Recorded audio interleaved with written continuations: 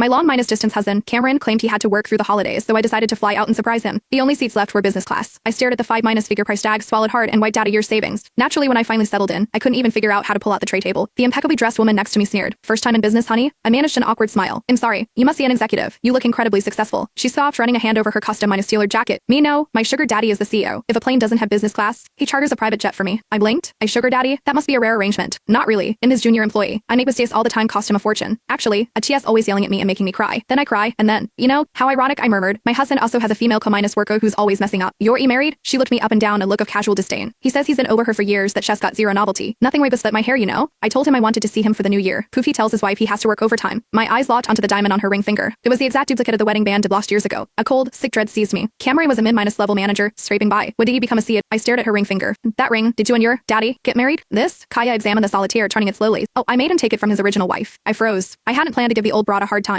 Kaya continued, her voice light and careless. "But then she had the audacity to lose the baby and need him at the hospital right on my birthday. I spent my birthday completely alone." I instinctively placed my hand on my stomach, the memory of that cruel winter flooding back. I was 3 months along. The black ice on the sidewalk outside our tiny rigid apartment. Cameron also knew so little back then, and E- was a luxury. I fell hard, just blood on the ground. Cameron had stayed with me for 3 days and 3 nights, but when I woke up, the wedding ring was gone along with the child. "It's okay, Grace," HED whispered, holding me tight. "We'll have another baby. They'll buy you a new ring." I shook my head, tears blurring everything. "Nuddy said the company was doing layoffs. We need to save. Then you can buy me a new one." He looked at me, his eyes red, on the verge of crying. "I'm sorry, I failed you." Haya's voice pulled me back. "So, you just asked him to take his wife's ring and give it to you?" "Yeah, he actually refused at first," said HED, "buy me a more expensive one. But that old woman was so arrogant just because she was his wife. If I didn't punish her, she'd be walking all over me, right?" I clenched my jaw shut. "Honestly, this diamond is cheap compared to what else he buys me. But it's the wedding ring." Haya leaned back and gave me a slug smile. "A woman who lets herself get to that point, he deserves nothing better." I squeezed the fabric of my dress until my knuckles were white. I forced a small, sickly smile. "Your daddy is so generous. His wife must be getting quite the payoff to keep her quiet, right?" Kaya laughed, leaning in conspiratorially. "Tell you a secret. The old woman still doesn't even know he's a C. Why?" Haya admired her diamond-studded manicure. "Because what's the point? She spent all her best years struggling with him. If you were a man, once you got rich, would you spend money on a wife who's past her prime? Can money bring back her youth?" The reflection in the window glass showed my own slightly drawn, exhausted face. Kaya nudged me. "Sister, you're older than me, but you still have potential. We have a connection. So let me give you some advice. Women need to invest in fillers and skincare. Your skin looks a little dry. I bet your husband isn't interested in you much anymore, is he?" I simply stared at her. Her skin was flawless taut. I used to look like that. I barely recognized myself. "Skincare is expensive." "So what?" Kinda shrugged. "My daddy gives me a $50,000 monthly allowance, and he covers all my beauty treatments." I watched the way her perfectly winged eyeliner caught the light, a tiny shard of glitter fixed at the corner. "How long have you been his?" "Chofi, since June 12th, 2023. Why?" My trembling intensified. "June 12th, 2023. The day my mother died."